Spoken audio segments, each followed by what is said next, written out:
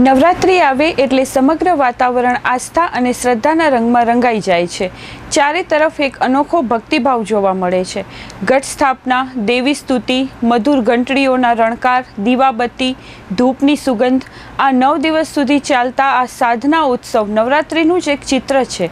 આપણી સંસ્કૃતિમાં નવરાત્રિના તહેવારનું એક વિશેષ મહત્વ છે।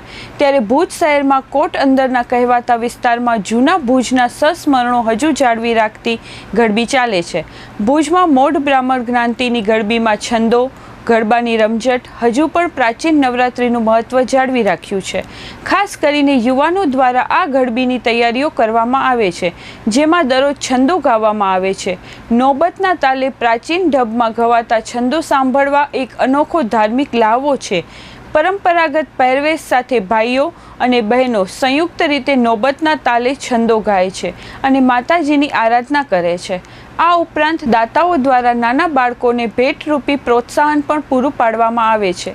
મોઢ બ્રાહ્મણ જ્ઞાતિના પ્રમુખ આશીષભાઈ ત્રવાડી અને અન્ય યુવાનોએ ચંચળ ન્યૂઝ સાથે વાત કરતા ગરબીની વિશેષતા જણાવી હતી। આશીષ ત્રવાડી, હું મોઢ બ્રાહ્મણ જ્ઞાતિનું અત્યારે પ્રમુખ તરીકે સેવા આપી રહ્યો છું।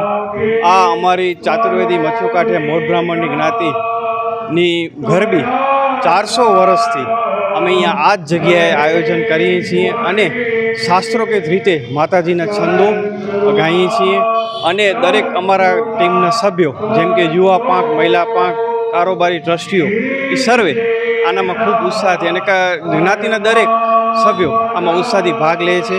હમણાં છેલ્લા 3 વર્ષથી અમે આ આખું યુવા પાંખને આયોજન સોંપ્યું છે, બહુ જ સારી રીતે આયોજન કરી રહ્યા છીએ। એની સાથે સાથે આજે અમારું સ્પેસિફિક એક કુંવરકાઓનું પૂજન રાખેલું છે। એનામાં અત્યારે અમારી જ્ઞાતિની 32 છોકરીઓ, નાની નાની દીકરીઓ આજે આવવાની છે। માતાજીના અલગ અલગ 9 સ્વરૂપો એનામાં ભાગ લેશે। મારું નામ કુલદીપ ગોર, હું યુવા પાંખમાં પ્રમુખ તરીકેની સેવા આપું છું।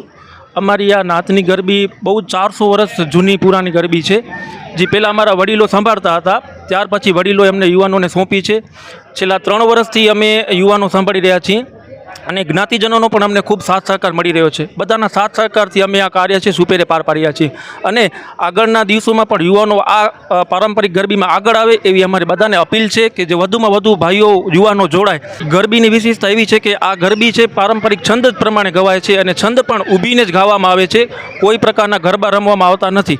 માત્ર ઊભીને વલ્લભજી ભટ્ટે લખેલા છંદ છે એના ઉપર જ ગાયન થાય છે। છંદ પૂરા થાય પછી માતાજીને દૂધ અને પ્રસાદ આપી પછી બધા અમે છૂટા પડીએ છીએ। મારું નામ જયેશ જયસારામ ભટ્ટ છે।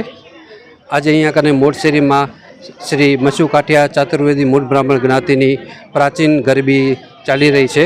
આજે એનું 5મું નોરતું છે અને 5મા નોરતાનું આયોજન થઈ રહ્યું છે। આ નવરાત્રિનું છેલ્લા 3 વર્ષથી યુવા પાંખ દ્વારા આયોજન પોતાના હસ્તગત કરવામાં આવેલ છે અને વડીલો એમને સુપરત કરેલ છે, જેના અનુસંધાને યુવા પાંખ દર વખતે બાળિકાઓના પૂજનનું પણ કાર્યક્રમ રાખે છે, જેના અંતર્ગત આજે અમારી જ્ઞાતિની નાની બાળિકાઓ માતાજીનું સ્વરૂપ ધારણ કરીને અત્યારે અહીંયા કને આવેલ છે અને જ્ઞાતિજનો દ્વારા એમને માતાજીને કંઈ પણ ભેટ અર્પણ કરવાનો આજનો એ કાર્યક્રમ અહીં ગોઠવવામાં આવેલો છે। દરમિયાન આ ગરબીમાં ચોથા નોરતે નાની બાળ કન્યાઓ માતાજીના વિવિધ રૂપો ધારણ કરીને ગરબીમાં પધારી હતી, જેને આવકાર આપીને દાતાઓ દ્વારા ભેટ આપવામાં આવી હતી। ફિલ્મી ગીતો અને કોમર્શિયલ ગરબીઓના પ્રભાવ વચ્ચે માતાજીની સાચી આરાધના કરવી હોય અને જોવી હોય તો મોઢ બ્રાહ્મણ જ્ઞાતિની ગરબી તેનું ઉત્કૃષ્ટ ઉદાહરણ છે। દરમિયાન આ ગરબીમાં ઉપસ્થિત નાની બાળાઓ અને આયોજનમાં સહભાગી મહિલાઓએ ચંચળ ન્યૂઝ સાથે વાત કરી હતી।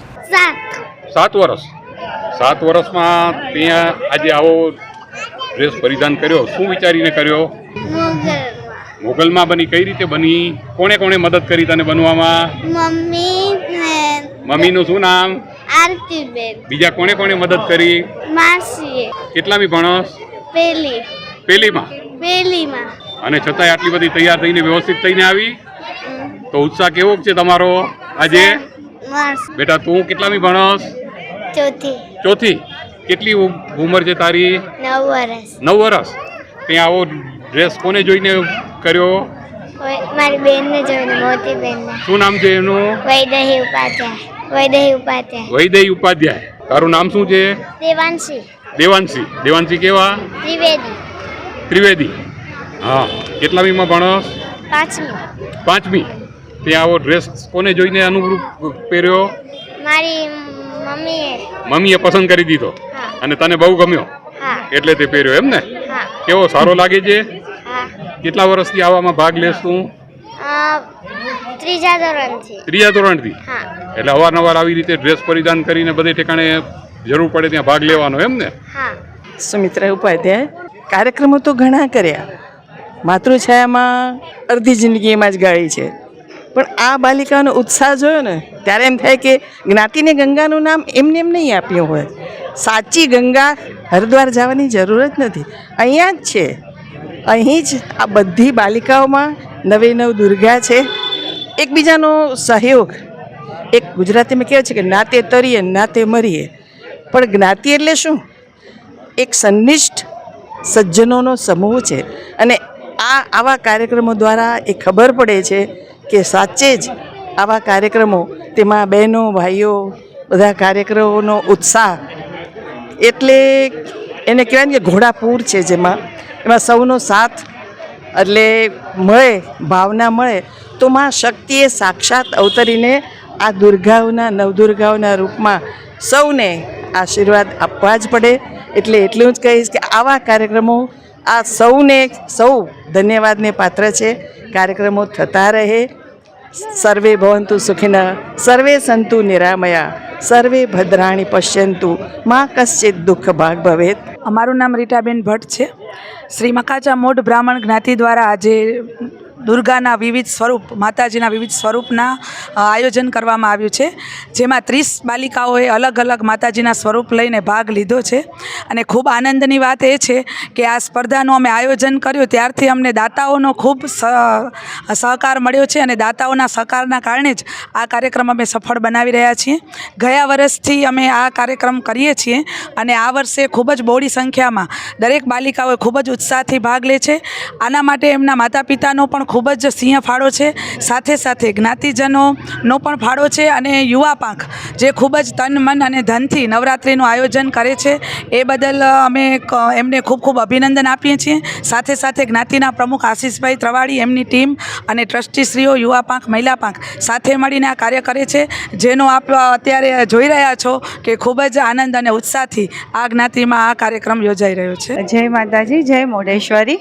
અમારી જ્ઞાતિ આ બહુ જ વર્ષો જૂની છે, બહુ જ વર્ષો જૂનીથી અહીંયા માતાજીના છંદ ને એવું બધું બહુ જ ગવાય છે. અમારી જ્ઞાતિમાં બહોળી સંખ્યામાં બધા ભાગ લે છે, અને આજે અમારી 30 બાલિકાઓએ ભાગ લીધો છે. તો બધા અલગ અલગ સ્વરૂપે માતાજી અહીંયા આવ્યા છે, અને અમને બધાને ખૂબ જ મજા આવે છે, અને એવું જ લાગે છે કે જાણે સાક્ષાત અહીંયા લક્ષ્મીજી માતાજી બધા પધાર્યા છે. અને અમારા જ્ઞાતિના બધાનો ખૂબ જ સાથ સહકાર હોય છે, તો જ અમે લોકો આ કાર્યક્રમ કરી શકીએ છીએ.